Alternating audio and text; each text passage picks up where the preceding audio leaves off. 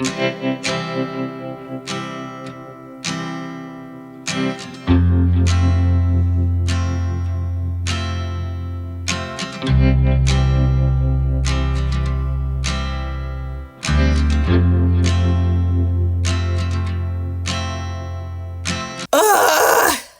I'm tired of this. I hate editing. It's so tedious. If only there was some way I could get all this done without actually having to sit through it all. I wish I could just turn my brain off and become someone else when making these videos.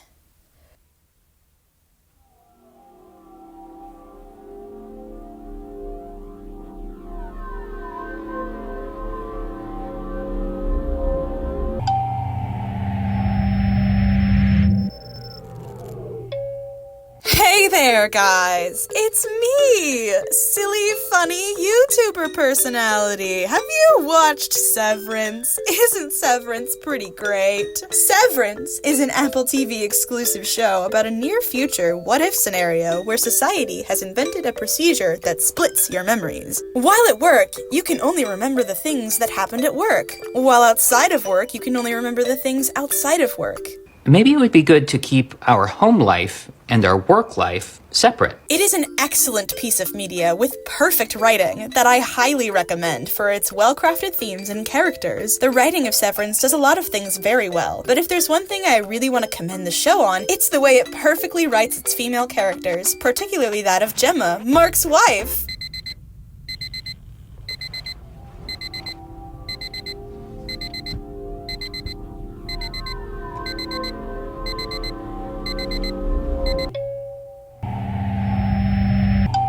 Whoa. I'm back. Oh, and the other me did all this work already. But if there's one thing I really want to commend the show on, it's the way it perfectly writes its female characters, particularly that of Gemma, Mark's wife. What? What is that dingus doing? I'm gonna have to fix this. Mark's wife is a character who is not written well, and anyone who thinks that is an idiot, as she falls squarely into the extremely problematic dead wife trope. Now, you may be wondering, what exactly do I mean by the dead wife trope, and how can having a dead wife character be problematic? Having a dead character is incredibly common. Death is the most common theme for a story to be about, because death, and by extension grief, is the most universal human lived experience. It is literally the universal experience. So when I say dead wife trope, the problem is not necessarily that the titular wife in the trope is dead. Characters die all the time. Some of them happen to be women, and some of them happen to be wives. That is not what I'm talking about. What I'm talking about is the trope when a main male character has a dead wife, and we almost never get to see her or learn anything about who she is. It is a trope where the wife and the woman is not really a character, more so a plot device used to forward the male character's development. The wife gets absolutely no flesh whatsoever. The wife gets absolutely no fleshing out whatsoever. We don't get to see the wife, we don't get to know the wife. The only thing we know about her and her personality and her wants and desires is the fact that she's dead. It's a trope that is extremely similar to that of fridging, which, if you don't know, fridging is when a female character is not developed and killed off for the sake of a man's development. Once again, the issue is not necessarily that she's killed off, but that she is killed off with no development of her own, only to help the man's story. The dead wife trope is similar, but in some ways even worse. The actual death is something that happens off-screen before the film even starts, and we never even get to meet the wife at all.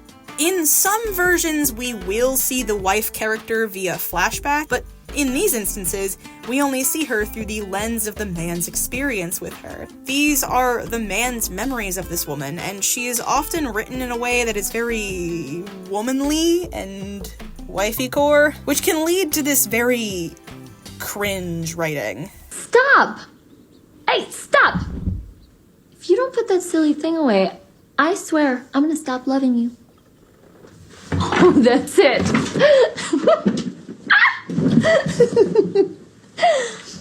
Happy birthday. What are you two doing? We're doing Annie's missing lover footage. You know in movies where the hero's wife or girlfriend is dead or missing, and so he sits in the dark and he watches her in a whole movie Or a hologram. Or hologram over and over, and she's always beautiful and full of love almost to the point of being stupid. We're making footage like that for me in case I get kidnapped or murdered. The woman only talks about how much she loves her husband and makes it extremely obvious that she's going to die. You can probably already put together why this is such a problem. You have a brain. Hopefully I shouldn't have to spell out to you why creating a female character just to not do anything with her, barely show her on screen, give her no flesh or development, write her in a cringy, womanly way, all for the sake of a man is problematic. But then again, I am continually surprised by what will set people off. Enter Severance. When I watched Severance Season 1, I was very interested in a lot of things. Helly, the plot, the world, Irving B and his doomed gay romance. Kiss! But the thing that interested me the least was Mark and his backstory. Don't get me wrong, I still liked his character, Mark S. especially, but I just couldn't get behind his traumatic past because it was so classic dead wife. The reason Mark chose to get the severance procedure is because, and say it with me now, his wife was dead and he was sad. Rip Mark's wife. And the show's way of handling this is very standard. He's sad, he pushes people away, he drinks a lot, it's all about him. Meanwhile, we learn next to nothing about Gemma. For all of Season 1, we never even get to see Gemma. She doesn't even get the pleasure of being written into one of those cringy flashbacks. The show just treats her as a non-existent character. So, other me, what do you think about that?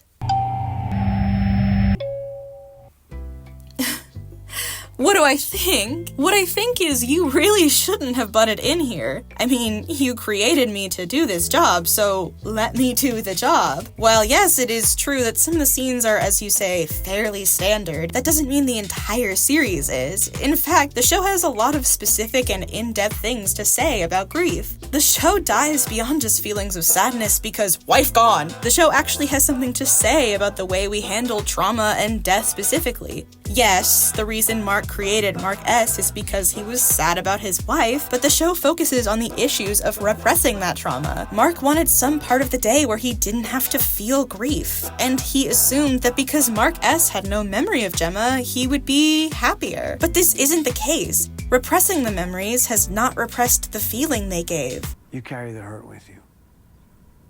You feel it down there too. You just don't know what it is. The writing of this is a lot more specific, creative, and it utilizes the world building that they have made in an interesting way. Not to mention, the writing surrounding the scenes in which they talk about Gemma is very powerful. You said since she died, every day feels like a year. That you felt like you were choking on her ghost. My thing is, if we could just get like a half step more confirmation, then it's not going to be something that continues to haunt us. You know what I mean? Us? Yes. She was my family too, Mark. Fuck. Yeah, but she was my wife. I know, but you're not the only one her death affected. Oh, really? It affected you? Yes. Did you have to tell her parents that she was dead? How about her students? How about this? Did your sheets smell like her for weeks afterwards? My wife was extraordinary.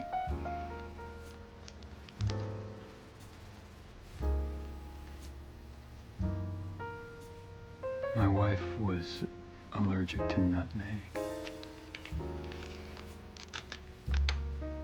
And when she sneezed, she always sneezed twice.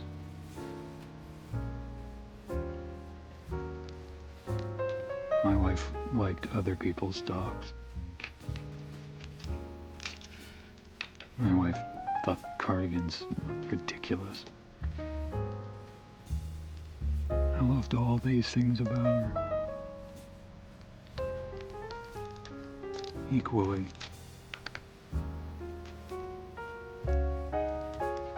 It ironically makes the whole scenario more relatable than if they had tried to dumb it down to the most generic and quote-unquote relatable scenario. That doesn't change how they treat Gemma.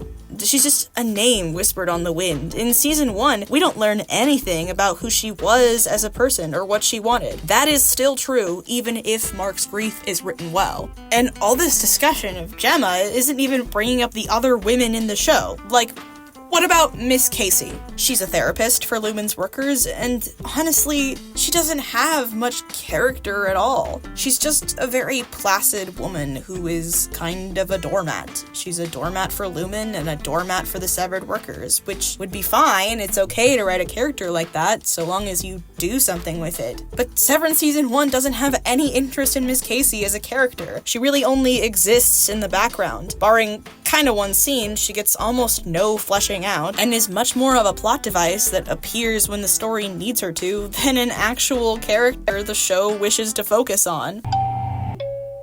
Well, yeah, that is true for season 1.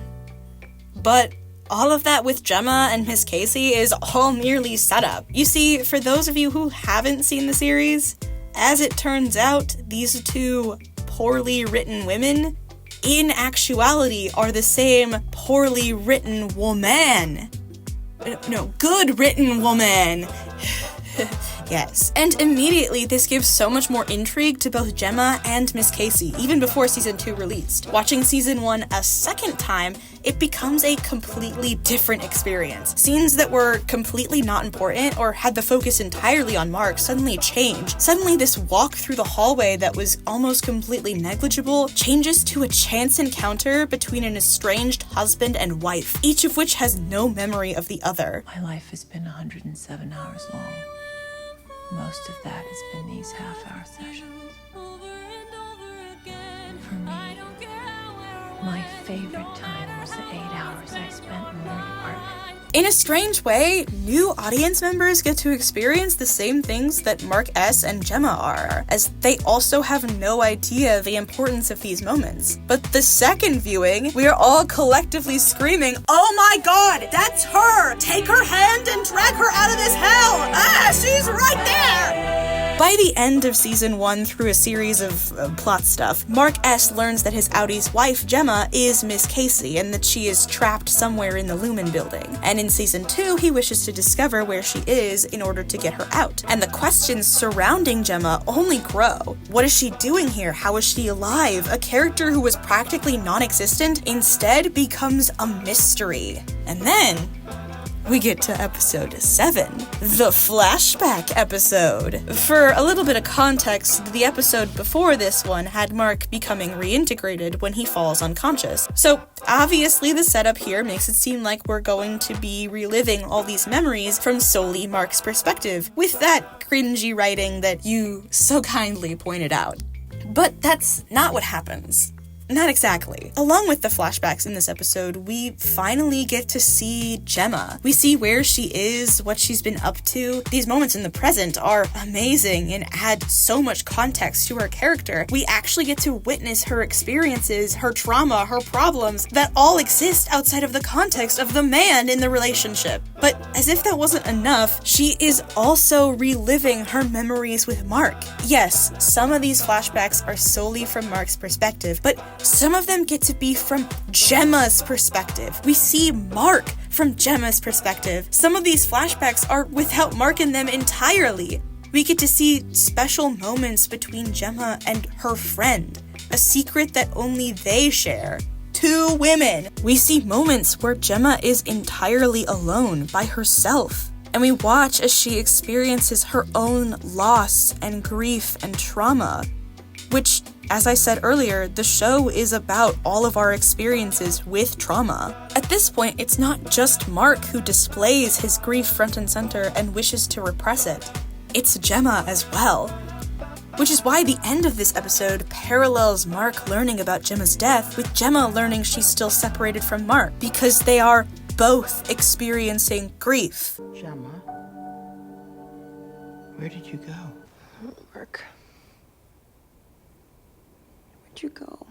Instead of watching their love story through the lens of a male perspective, we get to see them fall in love with each other. Instead of it being like, ah, yes, my wife, who is so wifey, I love her so much, isn't it a shame that she's dead now? I miss her and her womanly ways. This story comes together from both perspectives. We get to learn so much about Gemma and who she is as a person. There are so many moments in this episode that show her personality, wants, desires, who she is, her experiences, and what she is going through. They started with a trope where women don't get to be included in the story, and turned it so much that the story became about the woman character. And it's extremely impressive that they managed to pull so much off in just one episode alone. You do make a lot of good points, I suppose. Which that does make sense. You are me, and I am very smart.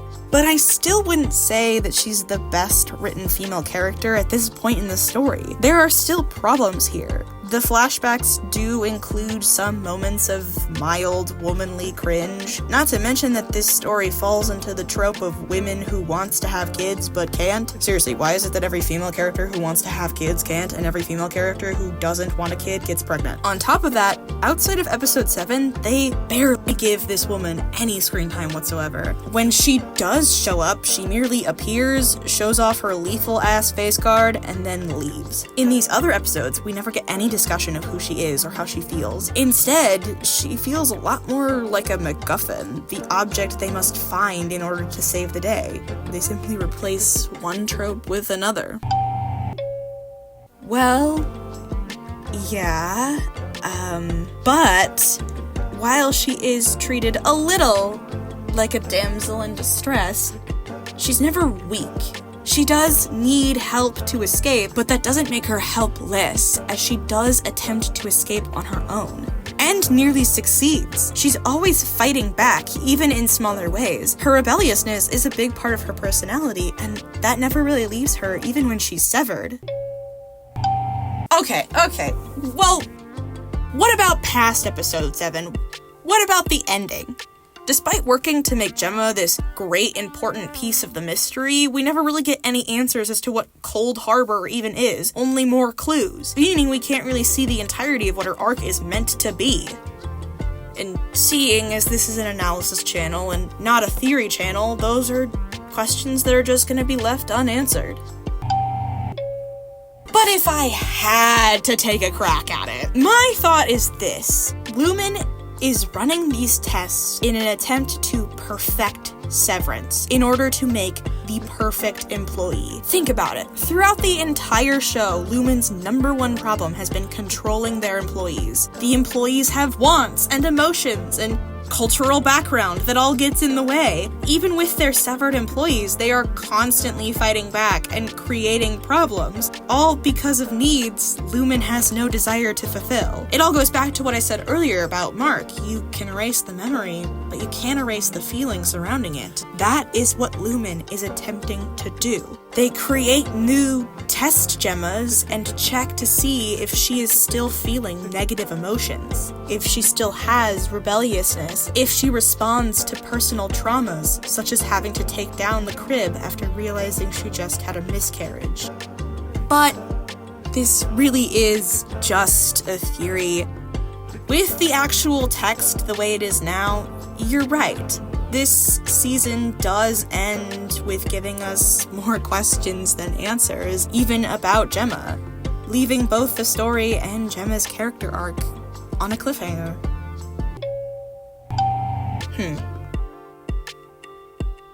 Okay, I'm not saying that you are right. It is entirely possible that you are wrong. But if you were right in that hypothetical, I do think it is also relevant that the test subject they're doing this to is a woman of color, considering that historically, women have had to give up their wants and turn off their emotions in order to keep up with work and expectations. It would add to what they want to say about minorities in the workplace. I'm starting to wonder what other thoughts you have about other things. Do you have any other interesting theories on this? Well, as you said, this is not really a theory channel, so not really.